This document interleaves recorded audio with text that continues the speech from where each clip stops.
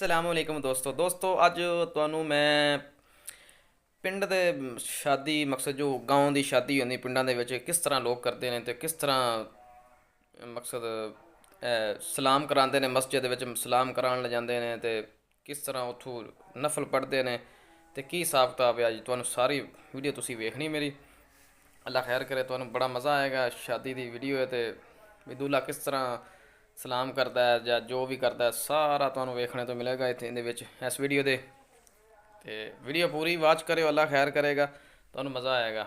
ਹਾਂ ਤੇ ਕਰੂ दूल्हा ਨਹਾਉਂਦਾ ਹੈ, ਨਹਾ ਕੇ ਕੱਪੜੇ ਛਪੜੇ ਪਾਉਂਦਾ ਹੈ, ਹਾਰ ਪਾਉਂਦਾ ਹੈ। ਹਾਰ ਪਾਉਣ ਤੋਂ ਬਾਅਦ ਫਿਰ ਬਾਜ਼ਾਰ ਦੇ ਵਿੱਚ ਢੋਲ ਵੱਜਦਾ ਜਾਂਦਾ ਤੇ ਉਹਨੂੰ ਮਸਜਿਦ ਦੇ ਦਰਵਾਜ਼ੇ ਦੇ ਅੱਗੇ ਲੈ ਕੇ ਜਾਣਾ ਹੁੰਦਾ ਹੈ। ਉਸ ਤੋਂ ਬਾਅਦ दूल्हा ਤੇ ਉਹਦੇ ਨਾਲ ਇੱਕ ਸਰਬਾਲਾ ਹੁੰਦਾ ਉਹ ਦੋਵੇਂ ਜਾਂਦੇ ਨੇ ਮਸਜਿਦ ਵਿੱਚ ਨਫਲ ਪੜ੍ਹਦੇ ਨੇ।